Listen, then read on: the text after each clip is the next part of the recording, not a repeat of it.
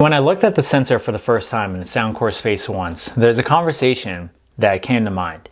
And that was when people are talking about Apple or Samsung or just anything technology based in the tech community, they talk in terms of peak smartphone, where they say, I think we're at peak smartphone. Because what can Apple come out with, for example, as one company, that is differentiating itself from everything else it's come out with in the past? What hardware feature, camera upgrades, software feature can they implement that finally benefits everybody in a way that we haven't experienced that was needed at the same time? So one example, even though this is a headphone review, is the USB-C charging port finally coming to Apple products. Well, I think about that all the time with communication headsets, headphones, earbuds, etc. So when Anker sent these over, and I saw that when I opened up the box, I said, okay, this has just got to be for wearing detection. And I looked at the box and was like, all right, powerful noise reduction tailored to voices, noise canceling that adapts to your environment, crisp high-res sound, adjustable transparency, 40 hours of ANC, 55 hours with it off. And there's multi-point connectivity, wearing detection, which is my first assumption, and a fast charging feature where 5 minutes gets you a 4-hour battery life from dead. And so I said, all right, let me open up the app. I download the app and I found out that there's also Easy Chat, which is a feature I've only experienced with Speak to Chat with it, they're still calling that with Sony, with the XM4s. And to me, that was a revolutionary feature in technology for headphones that makes me shallow about everything else I review in terms of something coming out that's different. How much can you increase sound at this point? How much can you increase the comfortability or even colorway? I mean, these are a cool color and these come out in 2 different colors. Besides, I wish they sent me the cream ones, but you know, at the same time, they did give these away for reviews. So I do like the blue, but my preference would have been either the black ones or the cream color. Either way, the colors still look familiar, but I gotta say right off the bat, Easy Chat is incredible because of how crispy your voice sounds. It is a little sensitive if I'm working out and I'm breathing hard, or if I cough, the mics will open up. But if I have it enabled to where it's just speaking, to enable the microphones to hear my environment, it's fantastic. I mean, I can't take these off just because whether I'm in a coffee shop or I'm around people or whatever I'm doing, if I'm walking around and I say hi to someone, it's just so amazing how the transparency mode picks everything up naturally. And even though the active noise canceling is focused on blocking out voices, the transparency mode is focused on bringing in voice. And that sounded funny. It sounded like invoice, but bringing in the voices. So for me, that alone is worth these headphones being $99. Now, as far as the other feature with Easy Chat is putting your hand on the left ear cup to enable it. So those are the 2 ways you access it, doing that or just speaking. But speaking of crispiness or anything that has to do with sound and the microphones with that is active noise canceling. So in their promotional materials, they have an amazing commercial that they developed where they're showing a woman on an airplane and it blocks out all the noises. That is perfect because when I tested these out in the coffee shops that I went to 4 different coffee shops purposely last week, and actually in the 2 weeks I've been reviewing these.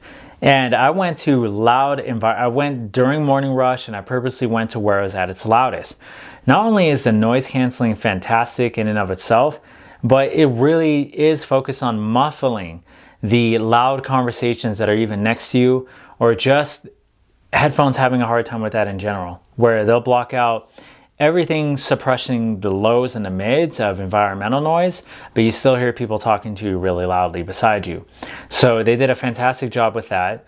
And the transparency mode by itself without Easy Chat is a little artificial sometimes, depending on if you're going for a walk or if you're in a coffee shop. I notice it most sounding artificial in a coffee shop where it sounds a little digitized, but it's better than any other pair of headphones in this range that I've experienced. It's just depending on the environment you're in. And also when it comes to sound is the music quality.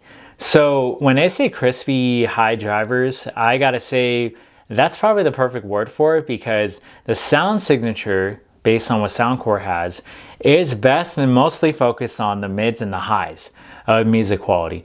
So if you're somebody that likes to listen to, I'll just give some bands I listen to: Noah Kahan, Angie Bird, Deftones, Tool, Rage Against the Machine, bands like that. I mean, a wide variety of music, Bob Marley, etc. A lot of acoustic and cinematic kind of music I like to listen to. A lot of old school symphony songs and whatnot. I really like instrumental music as of late. And so those are the types of genres I think it does best with, regardless of messing with the settings. Because even though there's a bass boost feature with these headphones, the bass is not the most pronounced or the highlight of the sound signature. So I was comparing these in terms of features or ability earlier with the XM4s or XM5s, but the sound quality is still going to go to something like that, of course. I mean, the drivers are just more powerful. Sony is incredible at tuning the music quality, but Soundcore does this thing as always. So for $99, you won't be disappointed with anything unless you're a bass head. Comfortability wise, I will say comfortability has to be around an 8 out of 10, only if you're a stationary kind of person. So one example is when I put these on.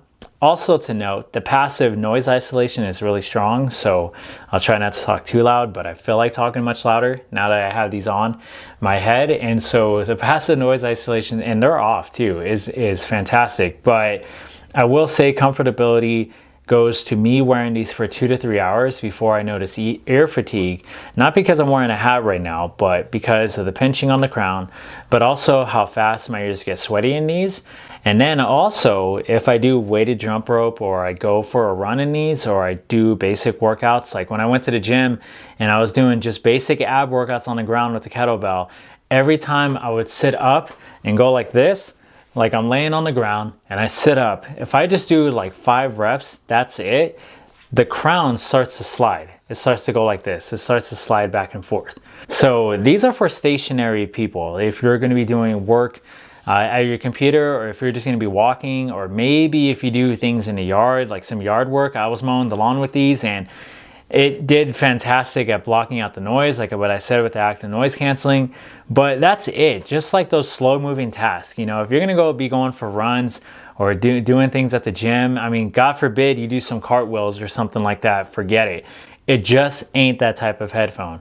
But it's great if you're a stationary kind of person, or use it for those cases that I just mentioned. In moving along with the software experience of the app, the best thing about it is all the features that you have are pretty standard, but it's unlikely to have this in a pair of headphones that are $99. So you get noise canceling and customizability within noise canceling, adaptive or custom. I always keep it high on custom, may as well, or you can do normal or transparency mode, and even customize the frequency or how high you want the transparency level to be on a consistent basis. So if we move into the wind noise reduction ability, you can turn that on and off. I actually haven't thoroughly tested that. I wasn't riding my bike with these or anything. I just haven't really had the chance to, and honestly haven't. But in walking around, if there's a slight breeze or anything and I had that on, I didn't notice anything. And then of course, my favorite I keep talking about is Easy Chat, touch to enable or speak to enable. If you're working out, I would say keep it at touch to enable instead of speak to enable, because it is very sensitive. Other than that, going down to the sound signature, it's pretty standard with what you see with anything that comes from Soundcore and Anchor, where you can customize the EQ, you have Hear ID to personalize it to your liking specifically, and then you also have default, which I keep it at default all the time, or any other kind of genre you want it at, depending on what you're listening to. And then final touches are controls, where you can control on the control buttons, which, man, that sounded funny, the ability to adjust your noise canceling and ambient sound, or if you double tap it, you can do a bass up, on, or off. I keep that off and just keep it at a single tap to cycle through. Safe volume, so you can not blow your ears out if you want to limit how high it's going to be. And then we get into the settings of wearing detection, where if you turn this on, you are going to have to actually tune it to be able to adjust to your head specifically. You have a device list for what you have with your multi-point connections, and then also auto power on and off, and then updating the firmware, and if you want prompt tones. The prompt tones ain't that bad. It's just, I just keep it as it is because I want to know exactly what I'm cycling through with transparency mode and ambient mode.